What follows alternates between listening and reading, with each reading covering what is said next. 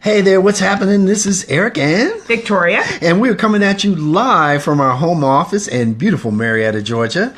And we wanted to just shoot this quick video to cover our topic of the day, which is what makes people buy. And that's a topic that should be on the top of everybody's mind that's involved in network marketing, any entrepreneur. I guess most types of businesses have to have people make purchases.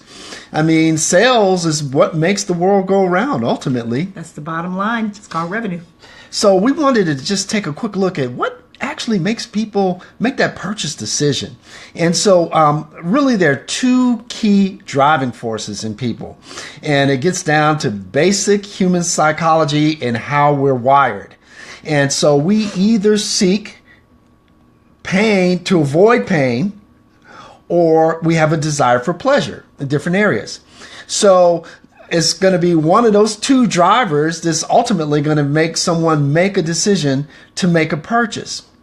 But the thing is, you, as the vehicle for helping someone to make a change, you have to be in a position where that person knows, likes, and trust you. Oh, yeah. Isn't that powerful, honey? It's powerful because that's how people do. They feel comfortable with somebody. They feel their vibe. You got to feel their vibe and feel comfortable with them. And a lot of times that makes a difference, you know? So if they feel comfortable with you, if they feel like you're the right messenger, then you get down to the message. And so if you are the right messenger and you're approaching the right market, then now, that's another aspect of it because you have to be talking to the right market. So the thing is the right audience. That's right. And so, for example, and we tend to focus on helping people take their business online. So, of course, we're looking at broader demographics in our markets. You know, when we were just doing the traditional old style network marketing, we would just talk to everybody. Shotgun. Shotgun approach. Everybody. We don't know where that bullet's going to fly. Absolutely. Yep. But when you go online, you want to be a little bit more strategic, a little bit more scientific, and ultimately you want to be surgical in how you approach the market. You want to utilize the intelligence and the techniques of the 21st century so you can be a smart marketer. So you don't want to just work hard. You want to work smart as well. And so, you know, if you were doing a traditional style of marketing, talking to everybody, boy, you get worn out pretty quickly. Yeah. But if you want to maximize your efforts, make the most use of your time and your money, you're going to want to target your market. So, you know, your market could be males or females. You break that down to males or females, right? But if you're looking at females, what type of females? Or what type of age range do you want to look at? What countries are they from? What countries are they from? Are they speak English or are they bilingual? Absolutely, absolutely. Are they stay-at-home moms? So you have to they college educated or not? Absolutely, absolutely. You have to break down that market. And another thing is that you want to look at the pains that are associated with a particular marketplace. You know, if you determine that your market is at a particular age group, you want to take it to another level, and it's what we call the avatar. You're creating your avatar, which is defined as the perfect customer for your business. Perfect, ideal customer for you. That means that's someone that's going to love the product or service or business that you're offering, and they're going to come back over and over again. They just want more of what you have to offer. That's your avatar.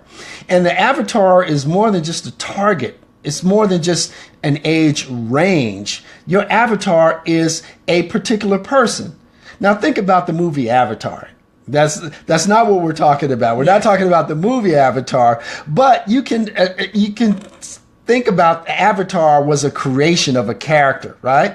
It had certain characteristics. Well, your avatar is actually a person, someone that you have in mind. You want to give that person a name. That could be James, Jack, Mary, Sue, whoever. And they're going to be a particular age. You know, age 25, age 35, age 47, whatever.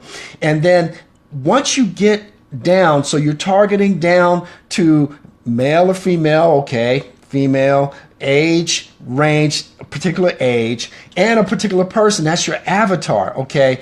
Now, once you get to that part, now you have to get down to what their needs are. That's okay? breaking it down. You got to break it down. Yeah. So you got to find out what are the harms or what creates pain for them, and also what they desire. Those are the two key things that are going to drive them to make a purchase.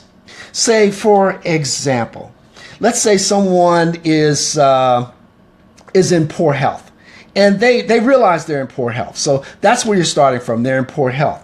And then so you have to dig down and say, well, what does that mean to that particular person? What does it mean to them? Now, poor health might mean a different thing. If somebody's sick, for example, it might be a different thing if you're used to being sick, or if you're an Olympic athlete preparing for the Olympics and you cannot run your race or swim your meet or whatever. Different pains or different problems mean different things to different people based on your particular demographic, your particular market segment, who you are.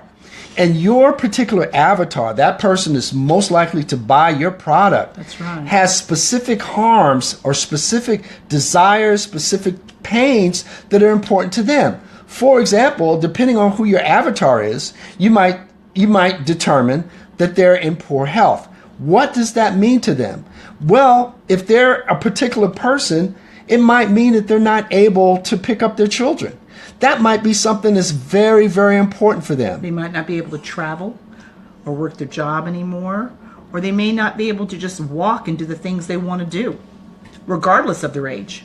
Absolutely. You know? Absolutely. So the thing is to dig down, dig deep, find out what the problem is, and find out what the desire. On the side of desires, Victoria mentioned travel. Some people really desire to travel.